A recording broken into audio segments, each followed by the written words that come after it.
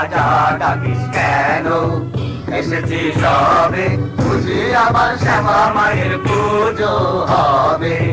কেন রাজা ডাকিস কেন? শিকারে হবে যেতে আয় রে সাথে। ওরে রাজা কি বলছে শোন, ওরে রাজা কি বলছে শোন। শিকারে চল তবে সবারে আর ডেকে, যত দল বল সবে। কেন রাজা ডাকিস কেন? মা নিষাদ প্রতিষ্ঠা ত্বমগমঃ শাশ্বতী সমঃ यत्क्रौञ्च मिथुनादेकमबधिः काममोहितम्।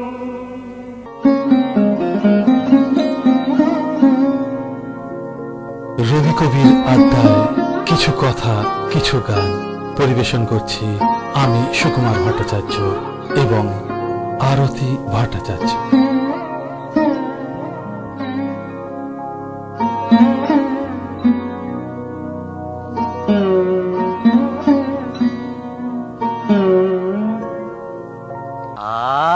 বেঁচেছি এখন শর্মা ওদিকে আর নন, গোলে মালে ফাঁক তালে পালিয়েছি কেবল।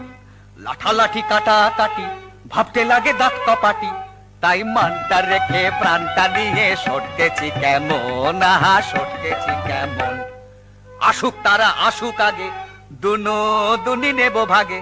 শান্তামিতে আমার কাছে দেখবো কে কেমন। শুধু মুখের জোরে গলার চোটে লুট করা ধন নেব লুটে। শুধু দুলিয়ে ভড়ি বাজিয়ে তড়ি করবো সরগরম, আহা করবো সরগরম। নমস্কার। কবিপক্ষের সূচনায় রবি কবির আড্ডায় আপনাদের সাদর আমন্ত্রণ জানাই। অবশ্যই আপনারা মোবাইল বা ল্যান্ডফোনের মাধ্যমে আমাদের সঙ্গে যুক্ত হন এই আড্ডায়। আমি আপনাদের সামনে সুকুমার ভট্টাচার্য এবং সঙ্গে থাকছে আরতি। আচ্ছা আরতি, তুমি রবীন্দ্রসঙ্গীত জানো? যদি বলি জানি না, তাহলে বাঙালি হয়ে এটা হবে আমার লজ্জা। ঠিক এমনটি তোমার কাছ থেকে শুনবো আমি জানতাম। বেশ, আমরা আজকে কবিগুরুর তার নাটক এবং টুকরো টুকরো কিছু ঘটনা নিয়ে অনুষ্ঠান করব, আর তার ফাঁকে ফাঁকে তুমি শ্রোতাবৃন্দকে গান গেয়ে গিয়ে শোনাবে। কেমন? মানে? মানে আবার কি? মানে আমি গান গিয়ে শোনাবো? কখন বললাম? কেন? তুমি যে বললে তুমি রবীন্দ্রসঙ্গীত জানো। নিশ্চয়ই জানি। তবে তা জনসমক্ষে গেয়ে শোনানো যাবে না, কারণ আমি গাইয়ে নই। রবীন্দ্রসঙ্গীত হলো গাছের রসদের মতন, যা চোখে দেখা যায় না। গাছ যেমন তা নিয়ে ভিজে মশগুল হয়ে থাকে, আমিও মনে করি সব বাঙালির জীবনকে ভিজিয়ে রাখে অতুল প্রসাদী, নজরুল গীতি, রবীন্দ্রসঙ্গীত ইত্যাদির মতন গান। তবে হ্যাঁ, আমার স্টকে প্রচুর রবীন্দ্রসঙ্গীত আছে। আমি শ্রোতা বন্ধুদের মন অনুযায়ী জুগিয়ে যাব। বেশ, তাহলে তোমার প্রথম পছন্দের গানটি কি শুনে? শুনবে আমার প্রিয় গান এই লোভিনু সঙ্গ তব। সুন্দর হে সুন্দর।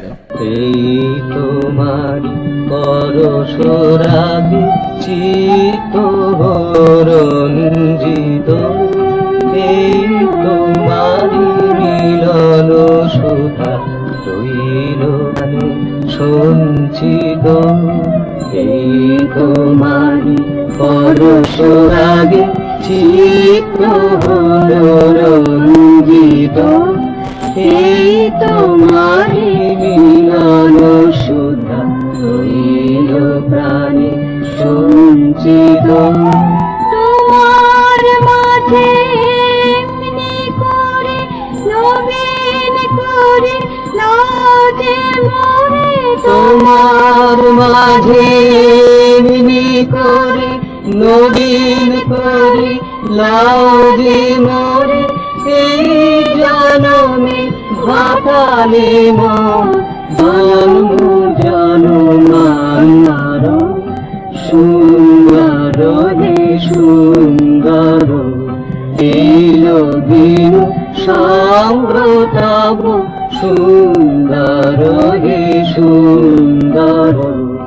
সাধু সাধু। তবে তুমি যদি একটু অনুমতি করো তাহলে এই গানটার সম্বন্ধে আমি একটু শ্রোতা বন্ধুদের বলে রাখতে চাই, তোমাকেও বলি। এই গান কোথায়, কবে, কিভাবে রচিত হয়েছিল, সেখানে কাদের উপস্থিত ছিল, শুনলে তোমাদের ভীষণ ভালো লাগবে। শুরু করো, এই নিয়েই তো আড্ডা। বেশ, ঠিকই বলেছ।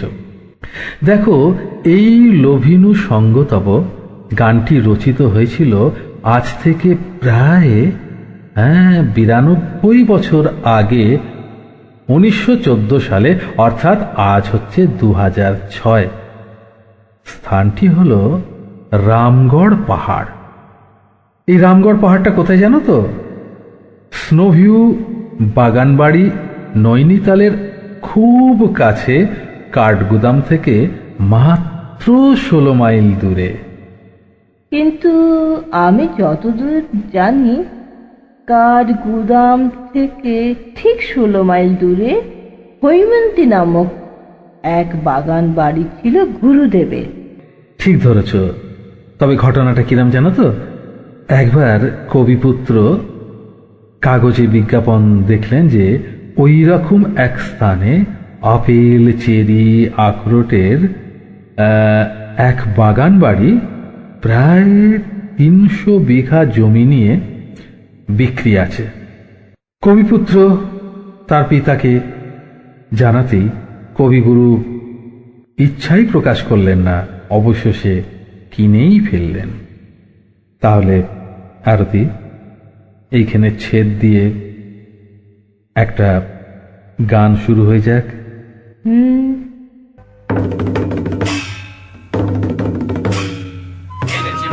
এনেছি মোরা রাশি রাশি লুটের ভাত, করেছি ছাড় খার, সব করেছি ছাড় খার, কত গ্রাম পল্লী লুটে পুটে করেছি একাকার। এনেছি মোরা রাশি রাশি লুটের ভাত, আজকে তবে মিলে সবে করব লুটের ভাত। এসব আনতে কত লন্ড ভন্ড করনু যোগ্য যাগ। কাজের বেলায় উনি কোথা যে ভাগেন, ভাগের বেলায় আসে নাগে। আরে দাদা, ভাগের বেলায় আসে নাগে। এত বড় আসপদ্ধা তোদের, মরে নিয়ে একই হাসি তামাশা, এখনই মুন্ড করিব খণ্ড, খবরদার রে খবরদার। হা হা ভায়া খাপ্পা বড় এ কি ব্যাপার, হা হা ভায়া খাপ্পা বড় এ কি ব্যাপার, আজি বুঝিবা বিশ্ব করবে নস্য এমনি যে আকার। আবার আমরা ফিরে আসি কথায়। 25শে বৈশাখের জন্মোৎসব শেষে আশ্রমের সকল ছাত্র শিক্ষকরা যে যার বাড়িতে চলে গেছেন, আর গুরুদেবের গ্রীষ্মের প্রখরতা কাটাবার জন্য সপরিবারে চলে এলেন রামগড় পাহাড়ে।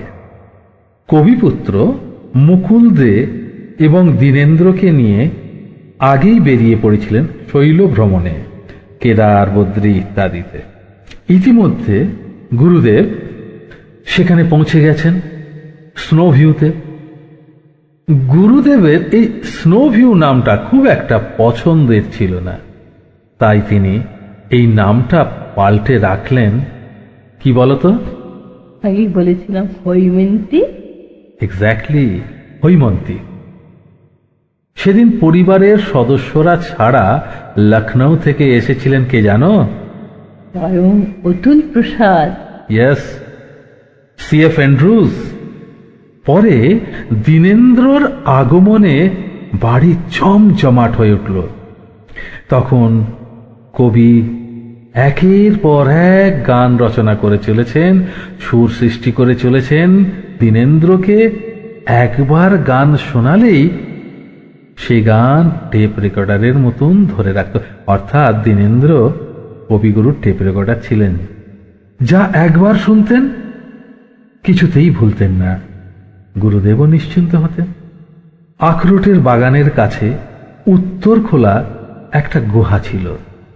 চারিদিকে অর্কিড ফুল পাখির ডাকে মুখরিত হয়ে থাকত। সেইখানেই চলত একের পর এক গান। পরে আমি কবিপুত্রর ভাষায় শ্রোতাদের শোনাব, তবু একটুখানি বলে নি। উত্তর খোলা গুহার সামনে একের পর এক চলত গান, কখনো দীনেন্দ্র, কখনো অতুল প্রসাদ, কখনো গুরুদেব স্বয়ং। একবার অতুল প্রসাদ গুরুদেবকে জিজ্ঞাসা করলেন, কাল রাতে যে গুনগুন করে গানটি গাইছিলেন তার সুরটা দেওয়া সম্পূর্ণ হয়েছে নিশ্চয়ই? গুরুদেব উত্তরে বললেন, হ্যাঁ তা তো হয়েছে, কিন্তু গানটা দীনেন্দ্রকে তো তুলিয়ে দেওয়া হয়নি। বেশ, আমি না হয় গানটা গিয়ে শোনাই। এই বলে গুরুদেব আগের দিনের লেখা কথা এবং সুরের গান গাইলেন, তোমার ওই পছন্দের গানটি, এই লোভিনু সঙ্গ তব। কি মজার ব্যাপার, তাই না আরতি? গানের সৃষ্টির কারণে যেন গানটা আরো প্রাণবন্ত হয়ে উঠল, তাই না? ঠিক বলেছ। আচ্ছা, কবিপুত্রের কথাতে এবার আসা যাক। আমি কবিপুত্রের পিতৃস্মৃতি থেকে একটু পাঠ করে শোনাই। পরের বছর গ্রীষ্ম অবকাশে সকলে মিলে সেই প্রথম যাওয়া হলো হৈমন্তীতে। দীনেন্দ্র ও মুকুলদেকে নিয়ে আমি কিছুদিন আগেই বেরিয়ে পড়েছিলাম হিমালয় ভ্রমণে।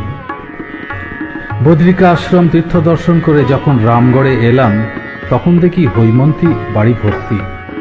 বাবার সঙ্গে অনেক লোকজন, আমাদের পরিবারের সকলে তো আছেই, তাছাড়া লখনৌ থেকে এসেছেন কবি অতুল প্রসাদ সেন ও পরে এলেন CF অ্যান্ড্রুজ। বাড়ি জমজমাট। দীনেন্দ্রের আগমনে আরো জমে উঠল। গল্প, গুজব, হাসি, গানের বিরাম রইল না। আহারাদির প্রাচুর্যের অভাব হয়নি। নিজেদের বাগান থেকে পর্যাপ্ত পরিমাণে শাক সবজি, নানাবিধ ফল যথেষ্ট আমদানি হতে লাগলো। এত স্ট্রবেরি কখনো খাইনি, খেয়ে শেষ করতে পারা যেত না বলে স্ট্রবেরি টক, স্ট্রবেরি দিয়ে মুগের ডাল, নানা উপায়ে আবিষ্কার করতে হতো ফলগুলিকে সদ্ব্যবহার করার জন্য। সবচেয়ে জমিয়ে দিল গান, গায়কের ত্রেহস্পর্শ। এক জায়গায় বাবা, অতুল প্রসাদ ও দীনেন্দ্রনাথ। হৈমন্তীতে গানের ফোয়ারা ছুটল। বাবা অন্য কাজ ছেড়ে প্রতিদিন নতুন গান রচনা করতে, তাতে সুর দিতে লাগলেন। দীনেন্দ্র কাছে রয়েছেন, বাবা নির্ভয়, সুর হারিয়ে যাবে না, তাকে একবার নতুন সুর শোনালেই সে মনে রাখবে। তাই মনের আনন্দে বাবা গান বাঁধতে লাগলেন। বাগানের এক কোণে পাহাড়ের গায়ে একটা গুহার মতন ছিল। সকালবেলায় সেখানে আমাদের আড্ডা বসত। স্থানটি অতি সুন্দর, সকলের ভারী পছন্দ। পিছনে পাহাড় খাড়া উঠে গেছে, চূড়া পর্যন্ত গভীর বনের আচ্ছাদন। তাতে বড় বড় পুরনো অগাছ, তার ডালপালা মশে ঢাকা, আর তারই মাঝে কত বড় বড় পুরনো কত রকমের অর্কিড ফুল ফুটে থাকে। আমরা বসতুম উত্তর মুখ করে, সেদিকটা খোলা, বহুদূর পর্যন্ত দৃষ্টি চলে। সামনে পাহাড়গুলি যেন ঢেউয়ের মতন এগিয়ে চলেছে তিব্বতের দিকে। ঢেউগুলি যেখানে গিয়ে থমকে দাঁড়ায় সেখান থেকে আকাশ ভেদ করে উঠেছে তুষার পর্বতমালা, প্রাচীরের মতন দিগন্ত ব্যাপে। কেদারনাথ, বদ্রীনাথ, নন্দগিরি, পঞ্চচল্লী, আরো কত হিমালয়ের উচ্চ শৃঙ্গ শ্রেণী তাদের অঙ্গ বিস্তার করে রয়েছে আমাদের চোখের সামনে। তাদের অলৌকিক সৌন্দর্য আমাদের চোখ ঝলসে দিত। যে পাহাড়ের গায়ে আমরা বসে থাকতাম তার ঢাল দ্রুত নেমে গেছে বহু নিচে নদী পর্যন্ত। নদীর জল দেখা যায় না, কেবল কানে এসে পৌঁছয় তার ক্ষীণ ছিটছিটে শব্দ। ঘন ঘন রে বরষে ঝিম ঝিম ঘন ঘন রে বরষে ঝিম ঝিম ঘন ঘন রে বরষে গগনে ঘন ঘটা শিহারে তরুলতা, গগনে ঘন ঘটা শিহারে তরুলতা। ময়ূর ময়ূরে নাচেছে হরষে ঝিম ঝিম ঘন ঘন রে বরষে দিশে দিশে সাচকিত দামিনী চমকিত, দিশে দিশে সাচকিত দামিনী চমকিত, চমকে উঠিতে হরিণে তারাশে ঝিম ঝিম ঘন ঘন রে বরষে ঝিম ঝিম ঘন ঘন রে। আমাদের আড্ডাটা এতক্ষণে বেশ জমে উঠেছে, কি বলো? নিশ্চয়ই আড্ডা জমে উঠেছে, তুমি বলে যাও। একটা মজার ঘটনা বলি তোমাদের, শোনো। কবিপুত্রর সাথে শৈল ভ্রমণে, আগেই বলেছি, দীনেন্দ্র এবং মুকুল দে শৈল ভ্রমণে বেরিয়েছিলেন। মুকুল দে তখন বালক, তখন শিল্পী মুকুল দে কোনো মতেই বলা চলে না। রথী ঠাকুরের সঙ্গে মুকুল দে শৈল ভ্রমণ করে এসে ওই হৈমন্তীতেই থেকে গেলেন। তারপর মুকুলদের একটা বায়না ছিল যে শিকারে যাবে। সে নাকি শুনেছে সাহেবেরা এখানেতে প্রায় আসতেন এবং এই বাড়িতে থেকে প্রায় শিকারে যেতেন। রথী ঠাকুরের কাছে মুকুলদে প্রায় বায়না করেন। রথী ঠাকুর খুবই শান্ত প্রকৃতির মানুষ ছিলেন, তিনি ওইসব শিকার টিকারের ধারে কাছে ছিলেন না। কবিপুত্রের এই অনীহা দেখে মুকুলদে খুব আহত হলেন, তার এই ইচ্ছেটা পূরণ না হবার জন্যে। তারপর মুকুলদে আর কোনো উচ্ছে বাচ্চা করেন না। রথী ঠাকুর ভাবলেন, যাক, আড়া গেছে কেটে। ওমা, একদিন সকালবেলায় রথী ঠাকুর বসে আছেন বাগানে, হঠাৎ মুকুলদে কোথা থেকে এক গাদা বন্দুক জোগাড় করে এনে তার সামনে হাজির। চলো রথীদা, শিকারে যাব। রথী ঠাকুর তো দেখেই হকচকিয়ে গেলেন, বললেন, তুমি এই বন্দুক কোথা থেকে পেলে? পেছন দিকে তাকিয়ে দেখেন মুচকে মুচকে হাসছেন ওই বাড়ির কেয়ারটেকার বা মনীষ, তারই গাদা বন্দুক। নাছোড় বান্দা মুকুলদে শেষকালে রথী ঠাকুরকে রাজি করিয়েই ছাড়লেন। তিনজনে মিলে জঙ্গলে চললেন। জঙ্গলে ঘুরতে ঘুরতে দিন ভোর কোনো জ্যান্ত বা জীবিত প্রাণীর সন্ধান বা মুখোমুখি হলেন না। রথী ঠাকুর ভাবলেন, যাক, এবারেও ফাঁড়াটা গেছে কেটে।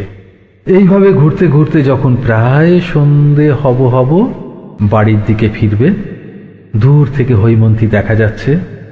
সেই অল্প পথটুকু যেন আর পা চলে না। তখন তারা তিনজনে একটা বুড়ো অগাছের নিচে একটা ঘুড়িতে হেলান দিয়ে বসে বিশ্রাম করতে শুরু করলেন। হঠাৎ গাছের উপর থেকে একটা কি শব্দ শুনে তিনজনেই সজাগ হয়ে দাঁড়িয়ে উঠলেন এবং সঙ্গে সঙ্গে ঝাপাং করে কালো রঙের বড় এক ভাল্লুক সামনে লাফিয়ে দু পা তুলে দাঁত মুখ খেঁচিয়ে তাদের সামনে এসে দাঁড়িয়ে থাকলো। রথী ঠাকুর গাদা বন্দুকটা তাক করতে যাবেন, এমন সময় পেছন থেকে যেন আর একজনকে ঝাঁপিয়ে পড়ে তাকে জাপটে ধরল। না না, আর একটা ভাল্লুক নয়, সেটা ছিল স্বয়ং মুকুলদে। ভয়ে রথী দাদাকে জড়িয়ে ধরেছেন। রথী দাদা যতই চেষ্টা করছেন তার হাত থেকে বন্দুক ছাড়িয়ে নিয়ে একটা কিছু করবে, কিন্তু কিছুতেই সেই বন্দুক উদ্ধার করা গেল না। শেষ পর্যন্ত তাদের এই রকম অবস্থা দেখে ভাল্লুকটা নাকি একটু মুচকি হাসি হেসে আবার জঙ্গলের মধ্যে গা ঢাকা দিল। এই ঘটনার পর থেকে মুকুলদে মশাই আর কোনোদিন বায়না করেননি যে শিকারে যাবেন। কিরাম মজার ব্যাপার নয়? বাহ, কি সত্যি। সুন্দর কথা বললে। তাহলে একটা গান আশা করতে পারি?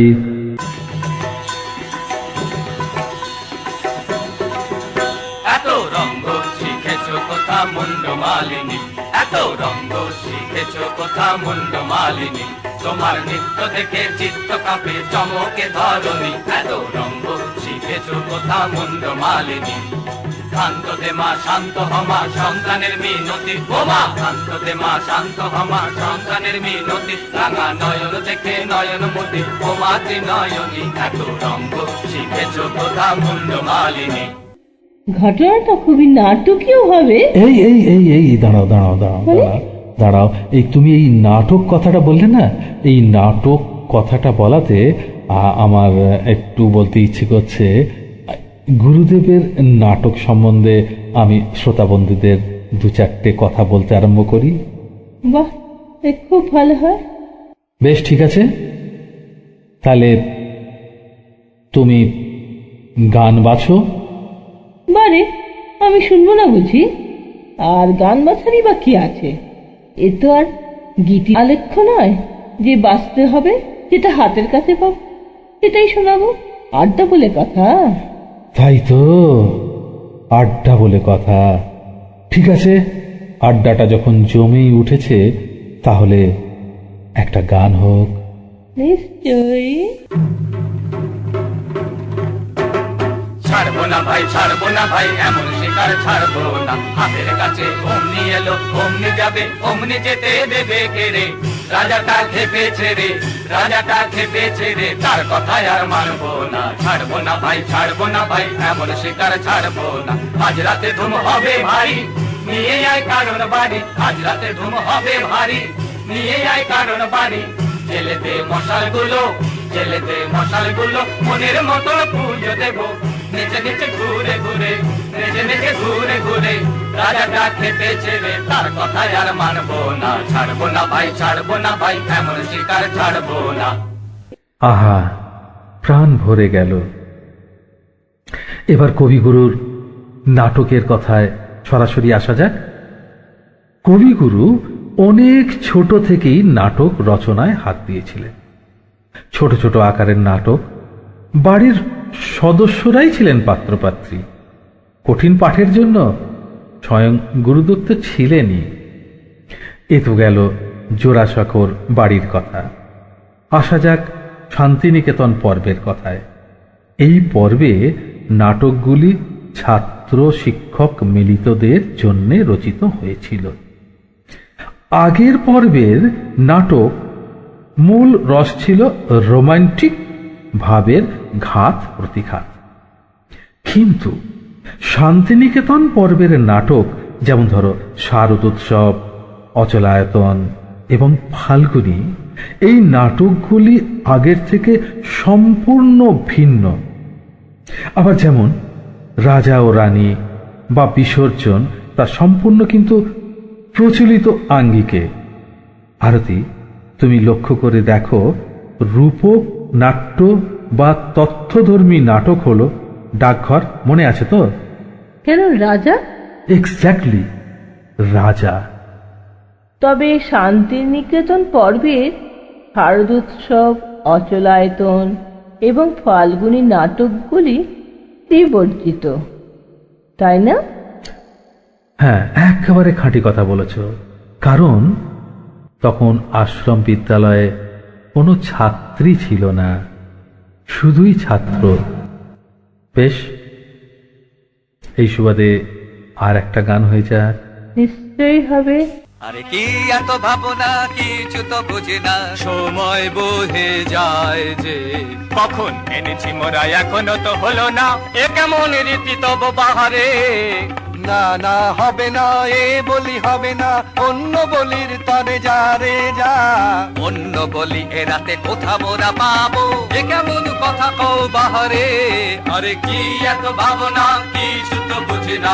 সময় বহে যায় যে, শোন তোরা শোন এ আদেশ, কৃপানো খর পর ফেলে দে দে, বাঁধন করো চিহ্ন, মুক্ত করো এখনি রে। আচ্ছা সু, আমার মনে হয় তোমার শ্রোতারা যারা নাকি মন প্রাণ ঢেলে এই আড্ডায় বসেছেন, তারা সাধারণ নয়, কারণ এ আড্ডা রহিস আড্ডাবাজের আড্ডা, তাই তো? নিশ্চয়ই। তো কি বলতে চাইছো শুনি? আমি চাই কোনো এক গোটা গীতিনাট্য। শোনালে কেমন হয়? আচ্ছা শোনো, তুমি কোনো একটা গীতিনাট্য থেকে বেছে বেছে গানগুলোকে শোনাও। এবং আর একটা মজার ব্যাপার হবে কি, আমরা শ্রোতা বন্ধুর কাছে একটা প্রস্তাব রেখে দেব যে ওই গীতিনাট্য নাম কি, এটা আমরা শ্রোতা বন্ধুর কাছ থেকে আগামী অনুষ্ঠানেতে শুনবো, এবং এর জন্য আমরা একটা ওই কি বলে প্রাইজ, তারও ব্যবস্থা করব। সঠিক যারা লিখেছেন প্রাইজ মানে তাদের নামগুলি আমরা ঘোষণা করব। কেমন হয়, তুমি কি বলো? ভালোই হবে, এবং তাতে শ্রোতা বন্ধুরা আনন্দিতই হবে। বেশ, প্রশ্ন না করে সুইচ অন করো, যতটা শোনানো যায়। কেমন? দেখো গো ঠাকুর বলি এনেছি মোরা, দেখো গো ঠাকুর বলি এনেছি মোরা, বড় সরেশ পেয়েছি বলি সরেশ, এমন সরেশ মছলি রাজা জালে না পড়ে ধরা, দেরি কেন ঠাকুর সেরে ফেলো তরা।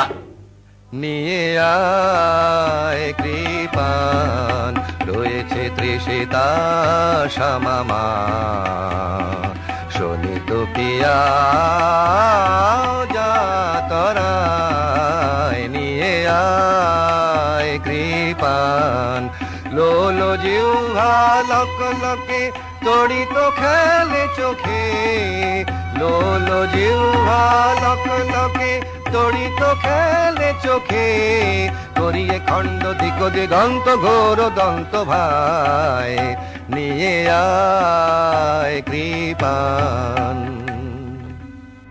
আচ্ছা সু, এই নাটক সম্বন্ধে কিছু প্রশ্ন করি। হ্যাঁ, বেশ, করো।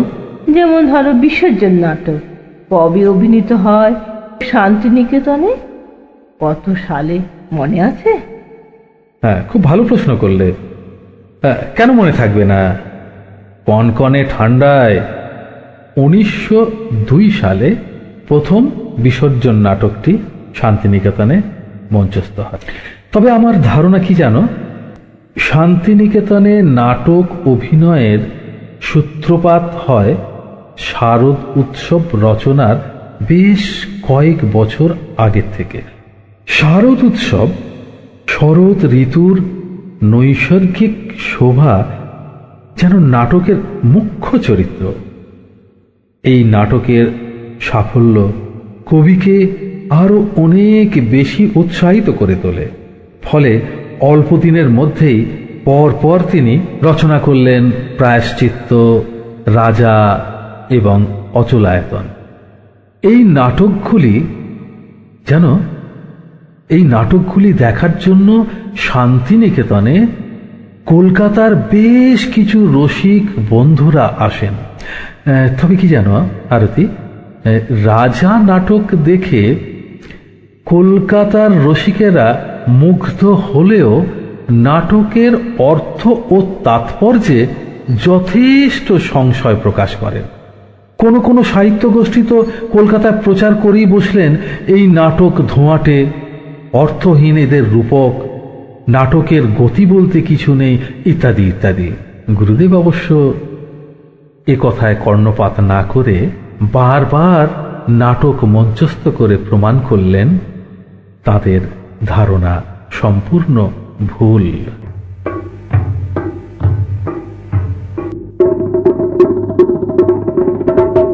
এই বেলা সবে মিলে চলো চলো ছুটে আয়, শিকারে রে যাবি আয়, এমন রজনী বলে যায় যে ধনুর্বাণ বল্লভ লয়ে হাতে, আয় আয় আয় আয় রে বাজা সিংহা ঘন ঘন শব্দে কাঁপিবে বন, আকাশ ফেটে যাবে, চমকিবে পশু পাখি সবে, ছুটে যাবে কাননে কাননে, চারিদিকে ঘিরে যাব পিছে পিছে, হো হো হো হো।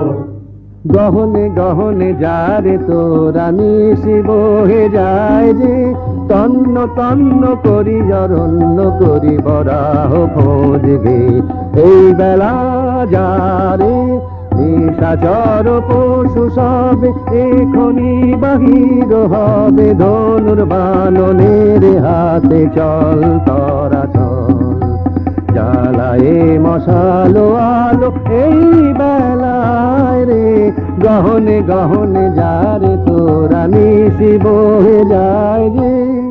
চল চল ভাই তরা করে মোরা আগে যাই, প্রাণপণ খোঁজ এ বন সে বন, চল মোরা কজন ওদিকে যাই।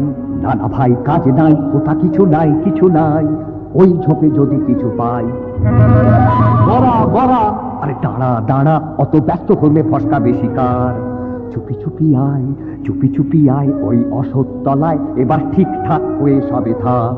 সাবধান ধরবান, সাবধান ছাড়বান। গেল গেল ওই পালায় পালায়, চল চল ছোটরে পিছে আইরে তোরা যায়। আচ্ছা, অচলায়তন নাটকটা কত সালে রচিত হয়? অচলায়তন রচিত হয় 1914 সালে CF অ্যান্ড্রুজ সাহেবের সম্বর্ধনায়। এই নাটক মঞ্চস্থ হয়। এতে কারা অভিনয় করেছিলেন জানো? স্বয়ং জগদানন্দ বাবু মহাপঞ্চকের ভূমিকায়, তারপর দীনেন্দ্রনাথ, ক্ষিতিমোহন বাবু ঠাকুরদার ভূমিকায় এবং স্বয়ং গুরুদেব আচার্য। তবে চমকপ্রদ ঘটনা কি জানো আরতি? চমকপ্রদ ঘটনাটা হলো এইটি যে স্বয়ং পিয়ারসন সাহেব এই নাটকে অভিনয় করেছিলেন। বাহ, উনি কি বাংলা জানতেন? হ্যাঁ, তিনি খুব ভালো বাংলা বলতে পারতেন। তবে কি জানো, ওই ডায়লগের মাঝখানে ওই খেসারির ডাল বলতে গিয়ে জিভটা যেন কিরাম তার জড়িয়ে যেত, আর ওই নিয়ে বেশ একটা হাসির উদ্বেগ শুরু হতো। যাই হোক, গুরুদেব কিন্তু চাইতেন আশ্রমের সকল বিদেশিরাও সমানভাবে সমস্ত কাজে যুক্ত হন। তাই তো এলভার্স্ট, হ্যারি টিম্বার এবং তার স্ত্রী হৈমন্তী চক্রবর্তী প্রমুখেরা অভিনয় করেছিলেন এবং যুক্ত হয়েছিলেন। তবে আরতি, গান শোনানো হবে তো? হোক। প্রান্তিকে তো সটকে চিরে করবি এখন কি? ওরে মারা করবি এখন কি? বাবারে আমি চুপ করে ওই কচু বনে লুকিয়ে থাকি। এই মরদের মুরদ খানা দেখেও কিরে ভড়কালি না, এই মরদের মুরদ খানা দেখেও কিরে ভড়কালি না। বাহবা সাবাস তোরে, সাবাসে দে তোর ভরসা দেখি। বলবো কি আর বলবো খুড়ো, আমার যা হয়েছে বলি কার কাছে। একটা বুনো ছাগল তেড়ে এসে মেরেছে তখন যে ভারী ছিল জারি জুরি। এখন কেন করছো বাপু?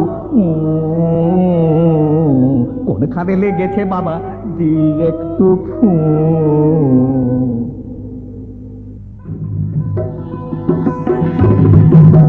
সর্দার মশাই দেরি নাশায় তোমার আশায় সবাই বসে। সর্দার মশাই দেরি নাশায় তোমার আশায় সবাই বসে। সিগারেটে হবে যেতে মিহি কোমর বাঁধো বসে। কোন বাধা সব খেতে ঘুটে, আমরা মরি খেতে ঘুটে। তুমি কেবল লুটে ফুটে পেট করাবে ঠেসে ঠুসে। কাটি খেয়ে তো ভাই আছি, আমায় কেউ না খেলেই বাঁচি। শিকার করতে যায় কে মোটে, ঢুসিয়ে দেবে ভরা বসে। মুখে তো পেট ভরে না, সাধের পেটটি যাবে ফেসে। সাধু সাধু সাধু। এবার আসা যাক 1915 সালের কথায়। গুরুদেব তখন শ্রীনিকেতনে, বসন্তকাল। তিনি খুব অল্প সময়ের মধ্যে রচনা করলেন ফাল্গুনী নাটক। খুব মজার ব্যাপার দেখো, এই নাটক প্রথমে শান্তিনিকেতন এবং পরে কলকাতায় মঞ্চস্থ হয়। এর ঠিক পরের বছর 1916 সালে ঠিক হলো বাঁকুড়ার দুর্ভিক্ষ এলাকার জন্য সাহায্য প্রকল্পে কিছু টাকা দেওয়া হবে। মঞ্চস্থ হলো নাটক, ভিড় উপচে পড়ল, হাউসফুল। শেষকালে দর্শকরা 100 টাকার বিনিময়ে দাঁড়িয়ে দাঁড়িয়েও নাটক দেখতে রাজি হয়েছিলেন। জানো, গুরুদেব তখনকার দিনে 8,000 টাকা ওই প্রকল্পে দান করেছিলেন। সত্যি কি অসাধারণ। এবার একটা গান শোনাও। কি বলিনু আমি একই সুললিত বাণী রে, কিছু না জানি কেমন যে আমি প্রকাশিনু দেব ভাষা। এমন কথা কেমনে শিখিনু রে, পুলকে পুরিল মন প্রাণ, মধু বরষিল শ্রবণে। কি হৃদয়ে কি দেখি, ঘোর অন্ধকার মাঝে কি জ্যোতি ভাই, অবাক করুণা কার।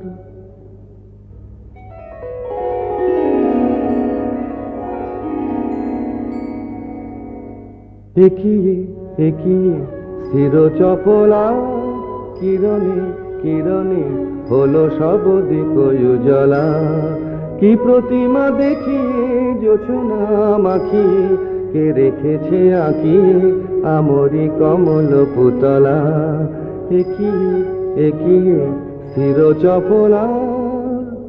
গুরুদেবের একটা স্বভাব সম্বন্ধে আপনাদের অবগত করাই, আপনারা হয়তো অনেকেই জানেন না। গুরুদেবের যখন কোনো নাটক একাধিকবার মঞ্চস্থ হচ্ছে, তখন গুরুদেব কিন্তু তার সংলাপ, পাত্রপাত্রী এবং নাটকের অনেক বিষয় তিনি পাল্টে দিতেন। এমনটি ঘটেছিল ফাল্গুনী নাটকের বেলায়। গুরুদেব সংলাপ আকারের ভূমিকা লিখলেন ফাল্গুনী নাটকের জন্য।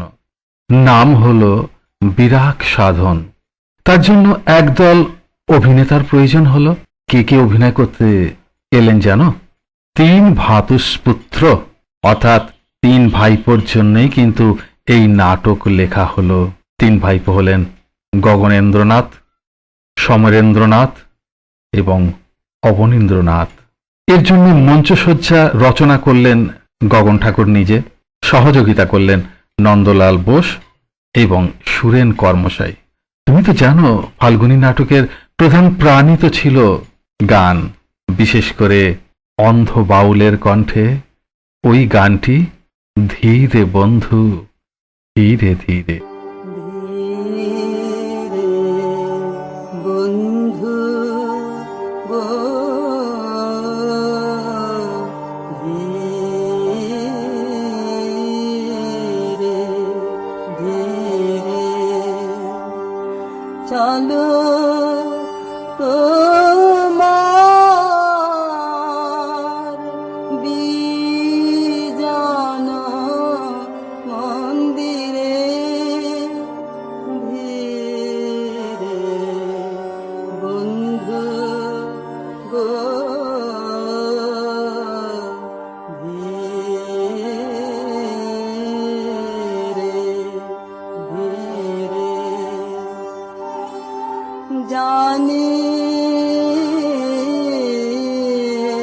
পথ নাই যে আলো, ভিতর বাহির কালো কালো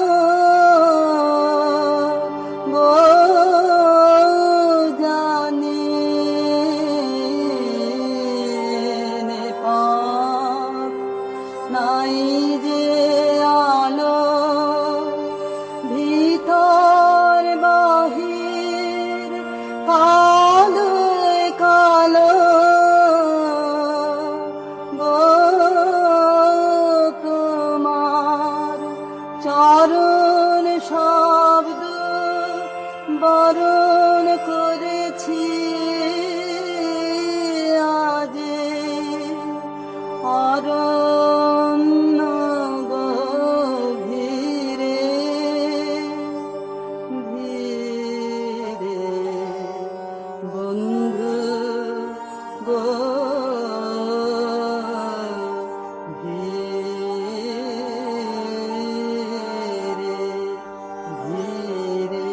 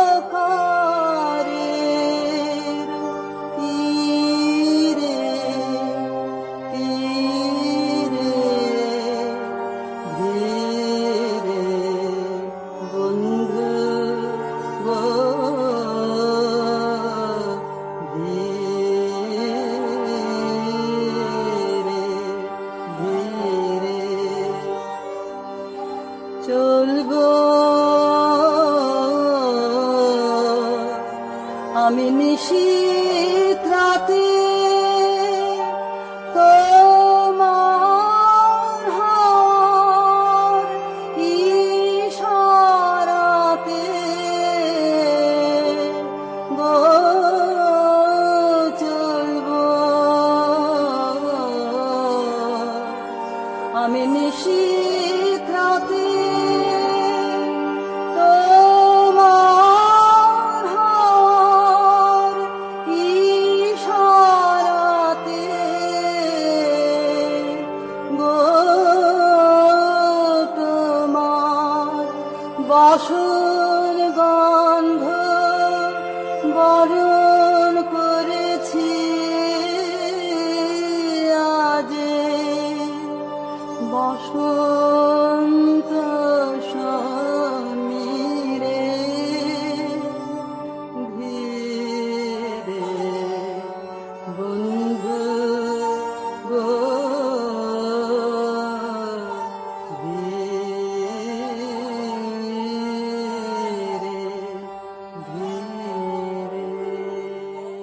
আহা, কি অসাধারণ! এর ঠিক পরের বছর অর্থাৎ 1917-তে নাটক মঞ্চস্থ হলো ডাকঘর। তো আমি কবিপুত্রের লেখা থেকে একটু পাঠ করে শোনাই, শুনুন। 1917 সালে বাবা ডাকঘর নাটকের অভিনয়ে প্রবৃত্ত হলেন। মহড়া হচ্ছে কলকাতায়, শান্তিনিকেতনে নয়। এবারকার অভিনয়ে শান্তিনিকেতনের দান হলো অমল, বিদ্যালয়ের একটি ছোট্ট ছেলে। নাটকের বাকি চরিত্র কলকাতাতেই সংগৃহীত হলো। মহড়া ও অভিনয় হলো বিচিত্রা হলে।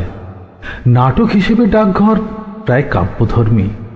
এই নাটকের মধ্যে দিয়ে বাবা যে তথ্যের কথা বলতে চেয়েছিলেন তা প্রকাশ পেয়েছে সহজ সরল কাব্যময় ভাষায়। এই নাটক আয়তনে যেমন ছোট্ট, এতে চরিত্র তেমনি অল্প। অতিরিক্ত কথা এতে একটুও নেই, আর প্রত্যেকটি কাব্যই আর প্রত্যেকটি বাক্যই দোতনাপূর্ণ। খুব সৌভাগ্যের বিষয়, এরকম নাটক অভিনয় করতে পারেন তেমন রসজ্ঞ ও সুদক্ষ অভিনেতার সম্মেলন একেবারে ঘরে বসেই হয়ে গেল। বাবা স্বয়ং নামলেন ঠাকুরদা ও প্রহরীর ভূমিকায়। অবনীন্দ্র হলেন কবিরাজ ও মোড়ল, গগনেন্দ্রনাথ মাধব। দীনেন্দ্রনাথ নামলেন ঠাকুরদার চেলা হয়ে, আর অসিত হালদার দইওয়ালা। অমলের ভূমিকায় আশামুকুলের নির্বাচন সার্থক হয়েছিল। সে যেন এই ভূমিকার জন্যেই তৈরি হয়ে এসেছিল। নাটকের একমাত্র স্ত্রী চরিত্র অমলের খেলার সাথী সুধার ভূমিকায় অবনীন্দ্রনাথের ছোট মেয়ে অপূর্ব অভিনয় করেছিল। শেষ দৃশ্যে অমলের মৃত্যুর পর সুধা যখন এসে তাকে ডাকল, ও ঘুমিয়ে পড়েছে শুনে বলল, ও যখন জাগবে তোমরা ওকে একটি কথা কানে কানে বলে দেবে, বলো যে সুধা তোমাকে ভোলেনি। তখন যে করুণ রসের সৃষ্টি হয়েছিল তা বোধহয় স্বয়ং নাট্যকারও কল্পনা করতে পারেননি। কবিপুত্রের লেখা থেকে পাঠ করে আমি শোনালাম এই অংশটি। এবার আসা যাক ডাকঘর নাটকের সপ্তম দিনে। সেটা কলকাতাতেই মঞ্চস্থ হয়েছিল, এবং সেই সপ্তম দিনে কারা উপস্থিত ছিলেন জানো? শুনলে খুব আশ্চর্য হয়ে যাবে। স্বয়ং মহাত্মা গান্ধী, পণ্ডিত মদন মোহন মালবীয়, লোকমান্য তিলক এবং অ্যানি বসন্ত এবং আরো অনেক বিশিষ্ট ব্যক্তি। ইস, কি মজার ব্যাপার, তাই না? মনে হয় যেন ওই দিনটায় যদি আমরা থাকতে পারতাম।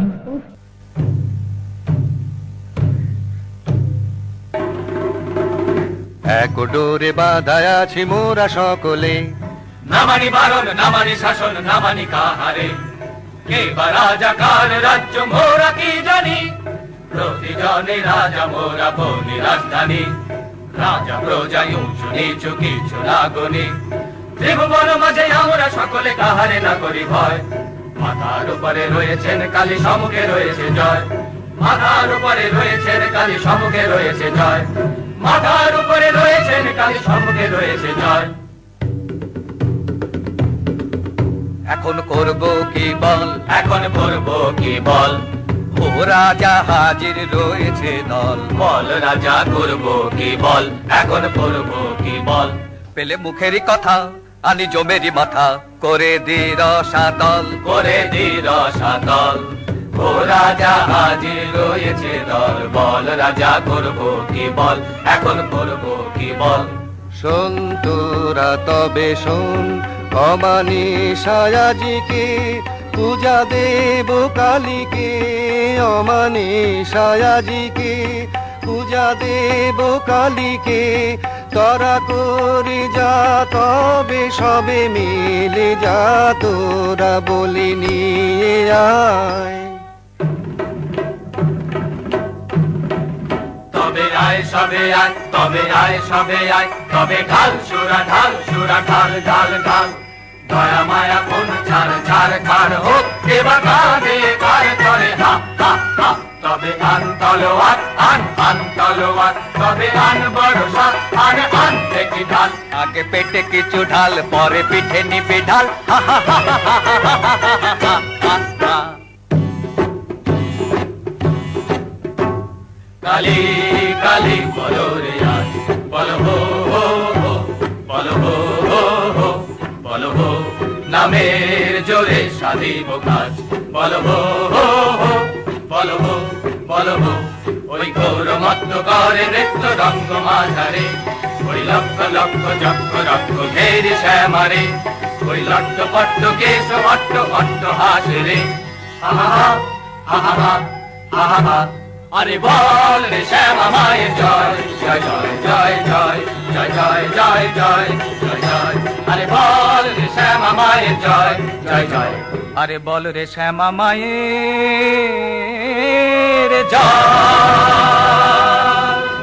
আচ্ছা আরতি, সিএফ এন্ড্রুজের সাথে এবং উইলিয়াম পিয়ারসনের সঙ্গে গুরুদেবের কিভাবে কেমন করে আলাপ হয়েছিল সে সম্বন্ধে একটু আভাস দিয়ে রাখি।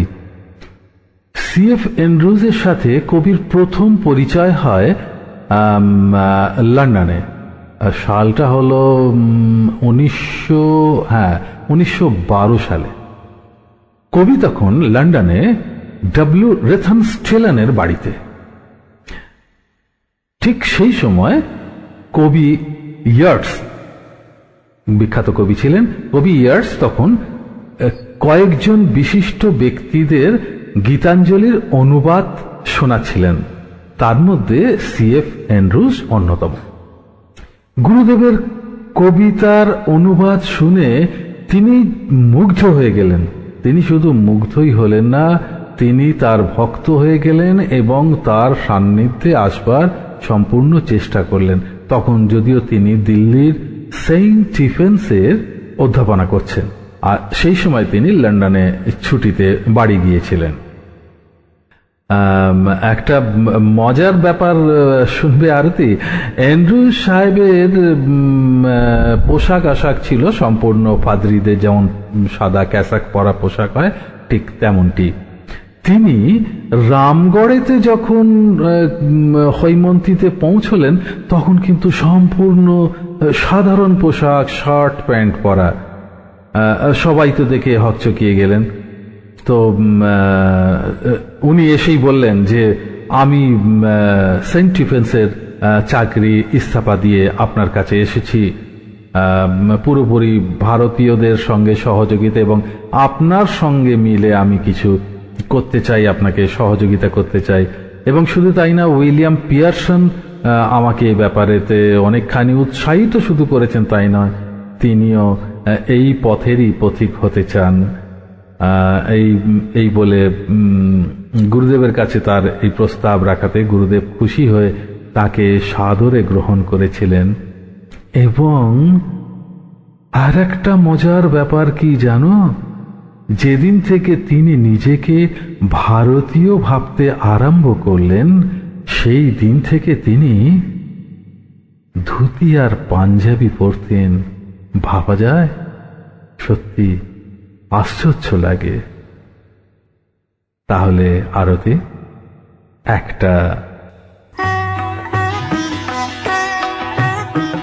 নমি নমি ভারতে তব কমল চরণে পূর্ণ হলো বনভূমি, ধন্য হলো প্রাণ। পূর্ণ হলো বাসনা দেবী কমলাসনা, ধন্য হলো দস্যুপতি গলিল পাষাণ।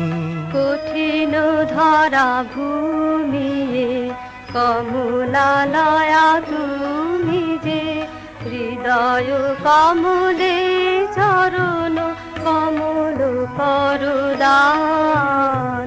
তব কমল পরিমলে রাখো হৃদি ভরিয়ে, চিরদিবস করিব তব চরণ সুধা পান। সাধু সাধু। দেখো আরতি, রামগড়ের কথাই যখন চলছে তখন রামগড়ের কথাতে এবার বলি যে রামগড় থেকে এবার বিদায় নেবার পালা শুরু হলো। প্রথমে কবি অতুল প্রসাদ সেন বিদায় নিলেন, তারপরে বিদায় নেবার আগে তিনি কবিকে নেমন্তন্ন করে গেলেন লখনৌতে। শুধু তার আতিথ্য গ্রহণ করবেন এমন ব্যাপার নয়, সেখানে তাকে একটা বক্তৃতাও দিতে হবে। তার দিনক্ষণও ঠিক করে তিনি ওইখান থেকে গেলেন এবং তারপরের দিন মুকুল দে এবং দীনেন্দ্র তারাও রওনা দিল। তারপর একটি মাত্র ডান্ডি পাওয়া গিয়েছিল। তো এন্ড্রু সাহেব বললেন যে দেখুন, আপনাকে কিন্তু লখনৌতে পৌঁছতেই হবে, কারণ আপনার ভাষণের দিন কিন্তু স্থির হয়ে আছে।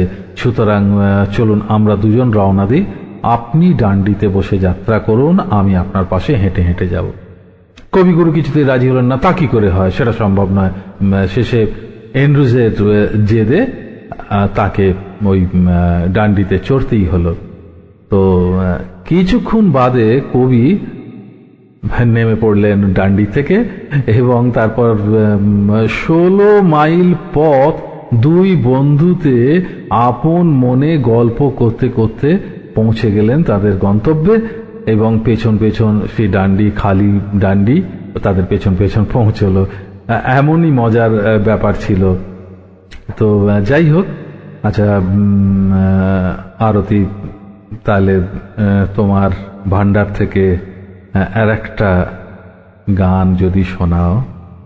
একে ঘোরবন এনু কোথায় পথ যে জানি নে, মোরে দেখায় দেনা কি করে আধার রাতে কি হবে মোর হায়।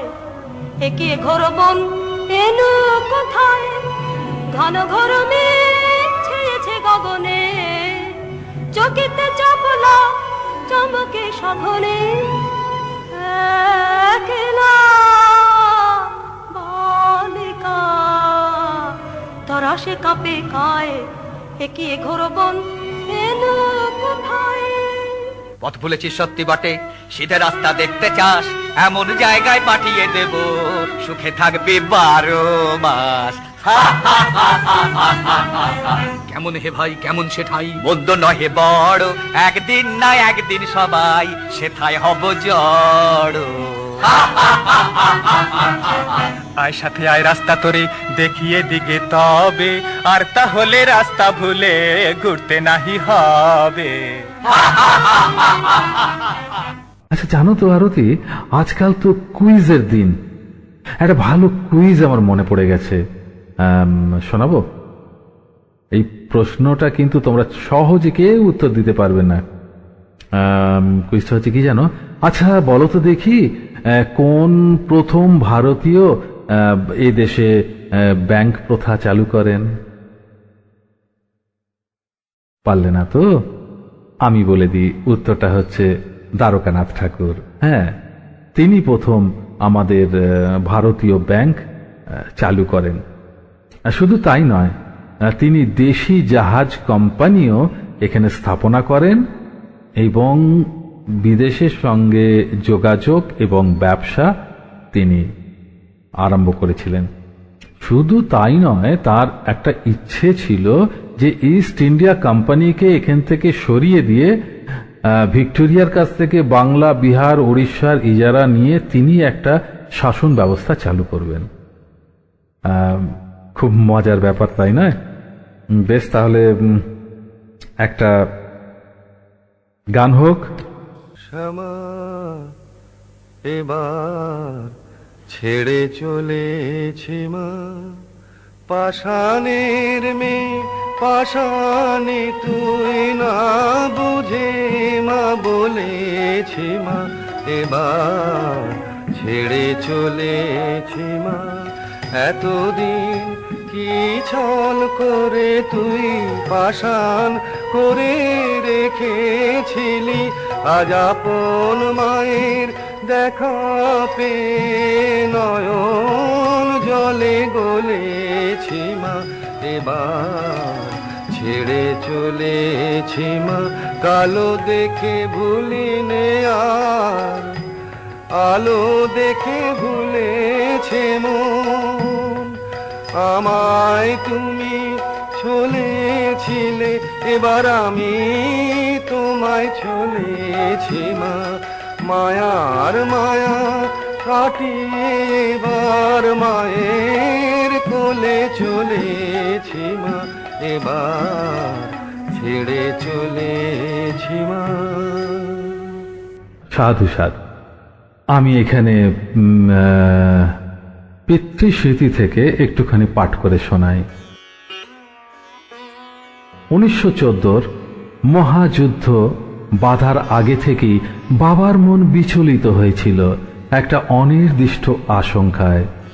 এই জন্য বোধহয় তিনি এই সময় বাংলা কবিতার ইংরেজি তর্জমা করার কাজে মন এত নিবিষ্ট করে রেখেছিলেন। তবু ভেতরে ভিতরে অবচেতন মনের মধ্যে অস্বস্তি যাচ্ছিল না। তার পরিচয় পাই আমরা রামগড়েরই লেখা বিখ্যাত কবিতায়। তাই রামগড়ে লেখা কবির বিখ্যাত কবিতা দিয়ে আজকের রবি কবির আড্ডা শেষ করব।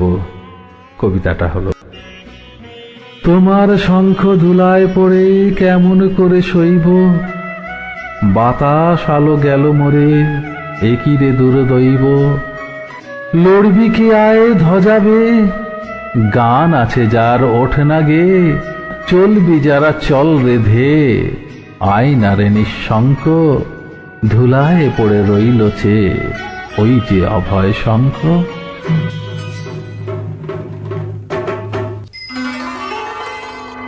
আমাদের জন্য ফোনে কোন শ্রোতা বন্ধু অপেক্ষা করছে, তার সঙ্গে একটু কথা বলে নি। আপনি কে কথা বলছেন বলুন? নমস্কার, আমি সম্বিত ভট্টাচার্য বলছি, Durgapur institute of advance technology and ম্যানেজমেন্টে প্রথম বর্ষের ইলেকট্রনিক্স অ্যান্ড কমিউনিকেশন ডিপার্টমেন্টের ছাত্র। আমি আপনাদের এই প্রোগ্রামটি অনেকক্ষণ ধরে শুনছিলাম এবং এটা শুনে আমার একটাই কথা মনে হলো যে আমাদের জেনারেশন যারা এখন পড়াশোনার চাপে রবীন্দ্র সাহিত্যকে ভুলে যেতে বসেছে বা যারা তার মধ্যে প্রবেশ করতেই পারেনি, তাদের জন্য এই ধরনের প্রোগ্রামগুলি খুবই উপযোগী। এই প্রোগ্রামগুলো শোনার পরে আজ আমাদের মনে হচ্ছে, বিশেষত আমার মনে হচ্ছে, যে রবীন্দ্র সাহিত্যে আরেকবার আমাদের প্রবেশ করা উচিত। সেটা আমাদের টেক্সট বই হিসেবে নয়, আমাদের ভেতরকে ভেজানোর জন্য। তাই জন্য আমার একটু অনুরোধ আছে যে আপনারা এত তাড়াতাড়ি প্রোগ্রামটাকে শেষ না করে যদি এটাকে একটু এক্সটেন্ড করেন বা এর দ্বিতীয় একটি খণ্ড বার করেন, মানে আপনাদের কথা খণ্ড বার করেন, তবে আমাদের মতো জেনারেশনদের খুবই উপকার হবে। ধন্যবাদ। দেখুন, খুবই আশাব্যঞ্জক আপনার প্রস্তাব এবং আমার খুব ভালো লাগলো যে এখনকার জেনারেশন তারা রবীন্দ্রনাথ শুনতে চাইছেন। এটা তো খুবই এটা মঙ্গলের ব্যাপার।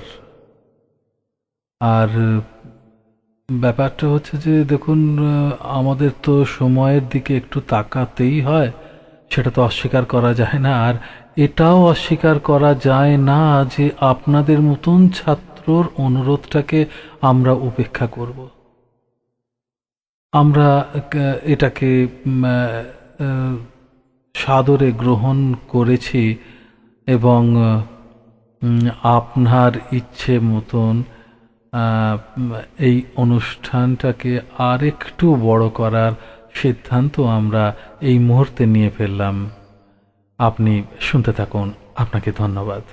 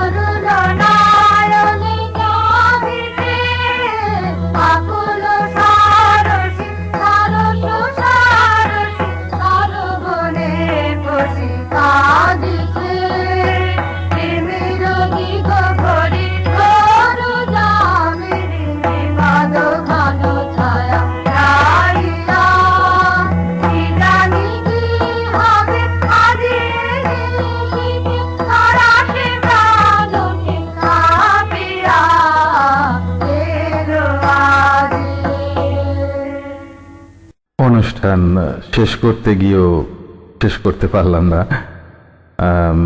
শ্রোতা বন্ধুদের তাগিদে আরেকটু এগিয়ে নিয়ে যাচ্ছি।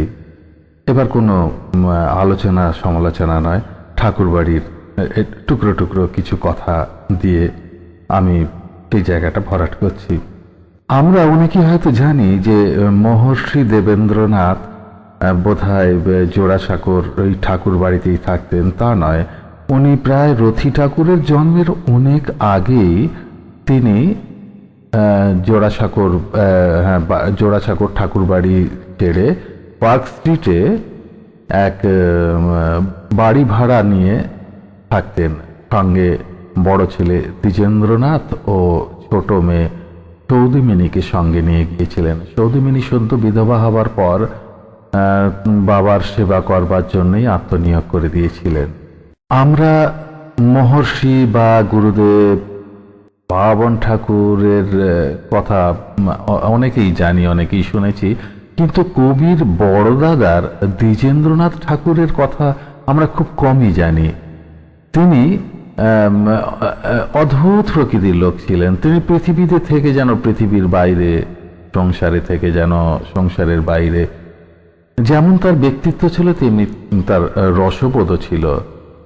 তিনি কেমন রসিক ছিলেন একটা ছোট্ট নমুনা দিই। যদি কাউকে কোনো রকম নির্দেশ পাঠাতে হতো, উনি সঙ্গে সঙ্গে একটা ছড়ার আকারে লিখে সেটা পাঠিয়ে দিতেন। আমি সেই ছড়া একটা আপনাদের নমুনা দিচ্ছি।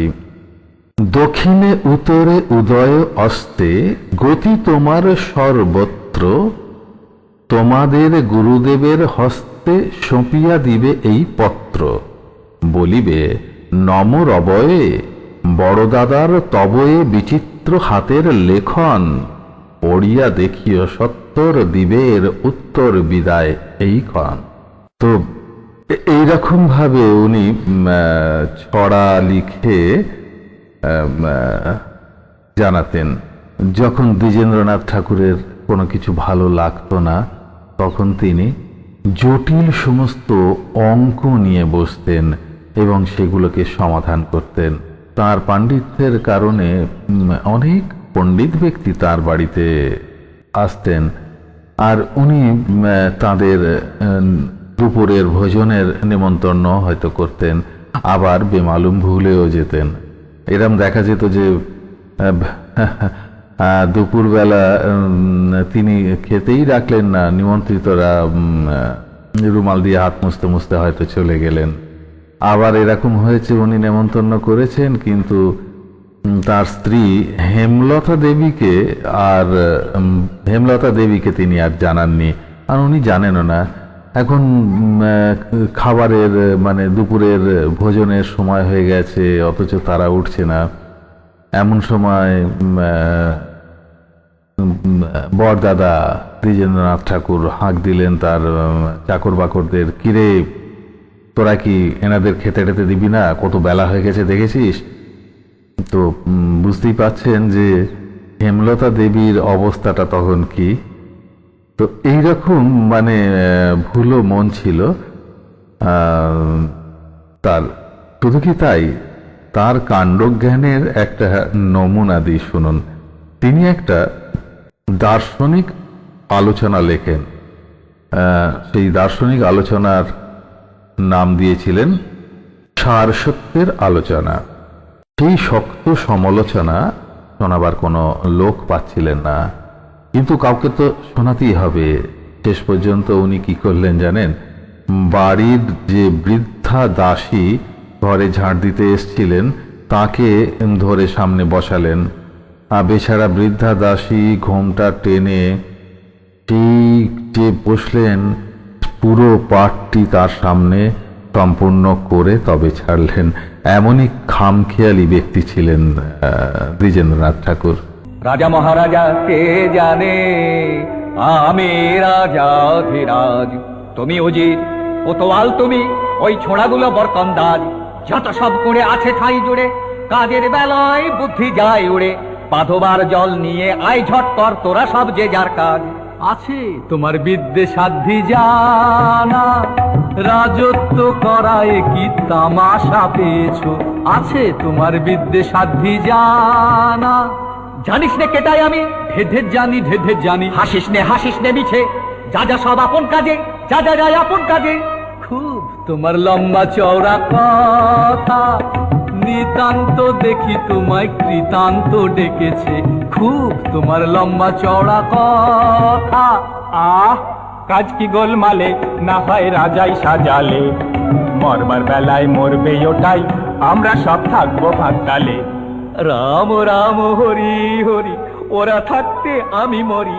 তেমন তেমন দেখলে বাবা ঢুকবো আড়ালে। সাধারণত জোড়াসাঁকোর বাড়ি থেকে মহর্ষির কাছে 7ই পৌষ, 11ই মাঘ, 1লা বৈশাখ এবং 18ই জ্যৈষ্ঠতে সকলে প্রণাম করতে যেতেন মহর্ষিকে। আমি কোথাও কোনো লেখাতে কিন্তু খুঁজে পাইনি যে বিজয়া দশমীতে তারা প্রণাম করতে যেতেন কি না। তবে আমার ধারণা নিশ্চয়ই যেতেন, কিন্তু আমি কোনো তথ্যে সেটা ঠিক সেইভাবে পাইনি এখনো অবধি। আপনাদের মনে যে প্রশ্ন, আমার মনেও সেই একই প্রশ্ন উঁকি দিয়েছে। এবার একটা কুইজের প্রশ্ন করব আপনাদের কাছে। আশা করি হয়তো অনেকেই উত্তর দিতে পারবেন। বলছি, আচ্ছা বলুন তো, প্রথম ভারতীয় আইসিএস কে হয়েছিলেন? এবার এর উত্তরটা আমি বলে দিই, হয়তো আপনারা অনেকেই জানেন বা বুঝতেও পাচ্ছেন। হ্যাঁ, ঠিক ধরেছেন। প্রথম ভারতীয় আইসিএস হয়েছিলেন সত্যেন্দ্রনাথ ঠাকুর, কবির মেজদা। কবির মেজদা সত্যেন্দ্রনাথ ঠাকুর, তিনিও ঠাকুর বাড়ি ছেড়ে পার্ক স্ট্রিটের কাছাকাছি বালিগঞ্জে একটা বাড়ি ভাড়া নিয়ে তিনি থাকতেন। তিনি কিন্তু সম্পূর্ণ অন্য রকমের ছিলেন। বিদেশ থেকে পড়াশোনা করে এসছেন এবং তার চাল চলন হাব ভাব একদম অন্য। বালিগঞ্জে যে সমস্ত যে কটি সাহেব বাঙালি ছিলেন তাদের মধ্যে আমাদের সত্যেন্দ্রনাথ ঠাকুরও একজন। সত্যেন্দ্রনাথ ঠাকুর সম্বন্ধে বলতে গেলে, তিনি যশোরের এক অত্যন্ত গ্রামের অজপাড়া গায়ের এক অশিক্ষিত মেয়েকে বিয়ে করেন। তার নাম ছিল জ্ঞানদা নন্দিনী। বধূ হয়ে যখন ঠাকুর বাড়িতে এলেন এবং আশ্চর্য, সত্যেন্দ্রনাথ তাকে যেভাবে ইংরেজি এবং বাংলায় তাকে পারদর্শী করে তুললেন, সত্যি আশ্চর্যের বিষয়। এবং তার ক্ষমতাও ছিল অসীম। তিনি সবার সঙ্গে খুব ভালোভাবে মিশতে পারতেন, যার জন্যে ইঙ্গভঙ্গ সমাজের তিনি ছিলেন অধিনেত্রী। শুধু তাই নয়, বোম্বের বিভিন্ন অঞ্চলে সত্যেন্দ্রনাথের সঙ্গে তাকে ঘুরতে হতো। তিনি ওখানে ফার্সি, মারাঠি, গুজরাটি মহিলাদের সহজ স্বাধীনভাবে যে চলাফেরা বা ওই সমস্ত ব্যাপারগুলো কে গ্রহণ করে আমাদের বাঙালি সমাজের মেয়ের মধ্যে তিনি প্রবর্তন করেন। তিনি প্রথম বাঙালি মেয়ে যিনি নিজের সাজসজ্জা এবং বাঙালি মেয়েদের সাজসজ্জার প্রবর্তন করেন বা পরিবর্তন করেন। তিনি প্রথম বাঙালি মেয়েদের মানে বাঙালি সমাজের মেয়েদের নিরতিশয় সাদাসিধে পোশাক আশাকের প্রবর্তন করেছিলেন। সেমিজ এবং পেটিকোট তিনি প্রথম আমাদের বাঙালি সমাজের মহিলাদের মধ্যে প্রথম তিনি ওই পোশাকগুলি আনেন। আর আপনারা শুনে খুবই আশ্চর্য হবেন এই যে তিনি শুধু ওই বাঙালি পোশাক এনে ক্ষান্ত হননি, তিনি বম্বের থেকে আজকে বাঙালি ললনারা যে ধরনের স্টাইলে শাড়ি পরেন এই স্টাইলের প্রবর্তন কিন্তু সত্যেন্দ্রনাথ ঠাকুরের স্ত্রী করেছিলেন। বম্বের শাড়ি পরার, আধুনিক শাড়ি পরার ঢং আমাদের বাংলায় চালু করেন এবং সেই থেকেই কিন্তু আজ পর্যন্ত আমাদের এই আটপৌরে শাড়ির পর যে আমরা সাধারণভাবে আধুনিকভাবে শাড়ি পরা হয় সেটার প্রবর্তন কিন্তু তিনি করেছিলেন। যাই হোক, তো কবিগুরু মেজদাদার বাড়িতে যেতে খুব ভালোবাসতেন। কবিগুরুর এক বুড়ো পাটকেল রঙের ঘোড়া ছিল আর ছিল পালকি গাড়ি।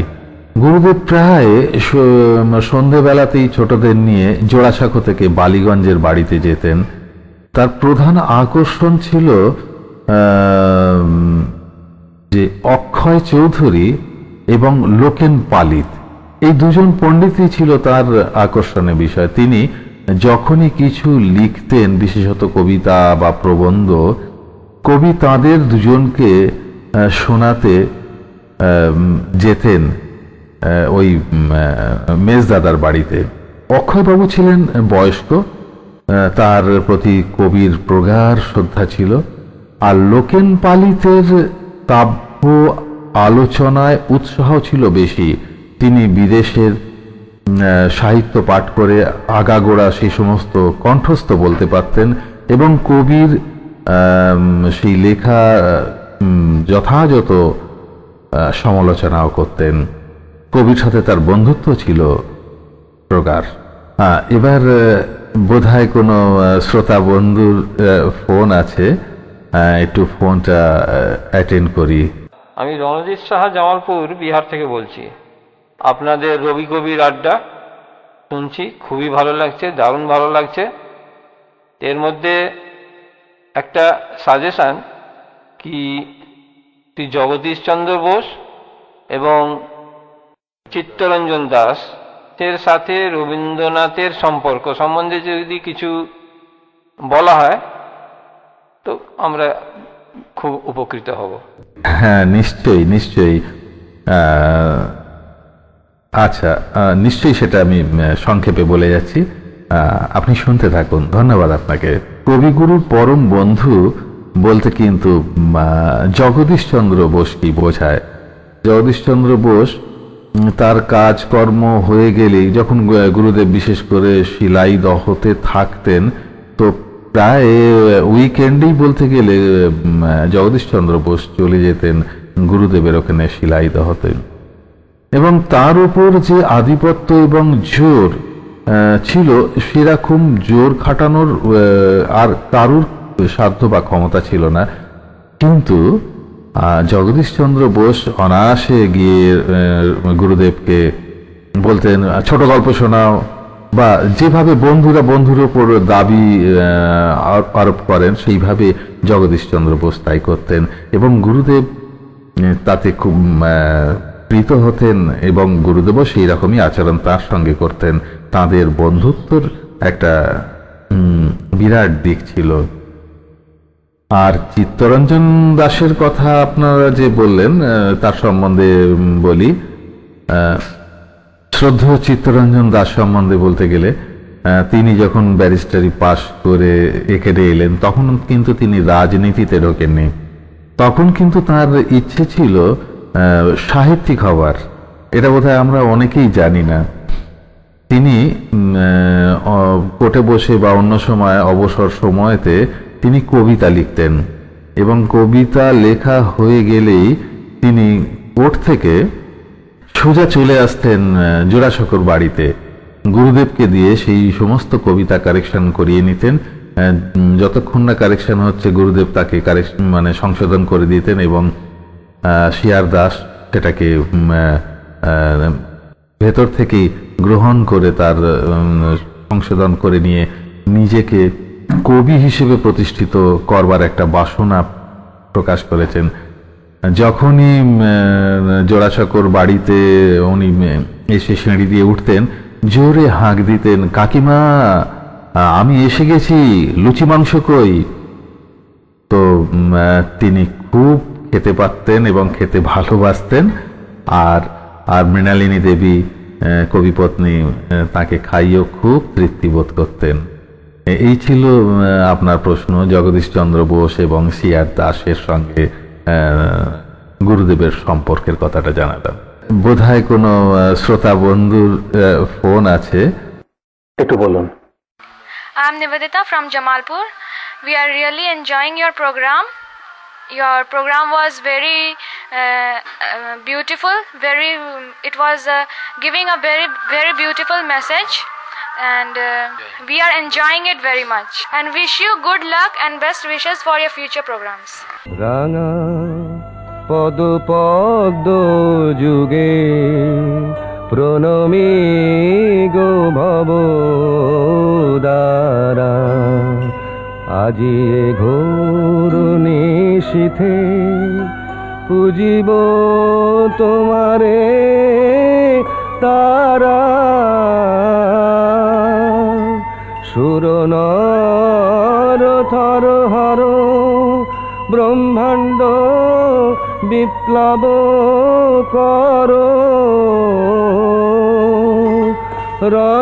রণরঙ্গে মাতো মাগো ঘোরা উন্মাদিনী পারা।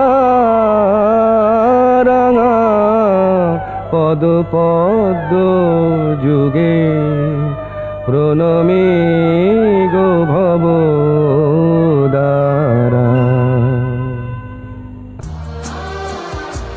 রামায়ণ মহাভারতের মতন গুরুদেবের বাড়ির ঘটনাও অনেক, বলতে গেলে শেষ হবে না। আর একবার শুনলে আবার শুনতে ইচ্ছে করে। শ্রোতা বন্ধুদের কাছ থেকে আজ আমি অনুমতি চাইছি, আমাকে বিদায় দিন। আপনাদের অনুষ্ঠান ভালো লাগলে আমি তৃপ্তিবোধ করব।